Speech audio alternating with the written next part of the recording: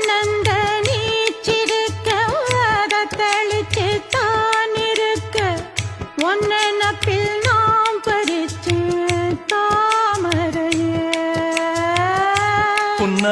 புன்னவனத்தினில பெடக்குயில் கூவையில உன்னுடைய வேதனைய நான் அறிஞ்சேன். பொங்கலத்தில் மாலையிட ஒன்னிரண்டு தோளத்தொட என்ன தவம் செஞ்சேனோ என் மாமா. வண்ணக்கிளி கையத்தொட சின்ன சின்ன கோலமிட உள்ளம் மட்டும் வழியே நானே உள்ளம் மட்டும் வழியே நான்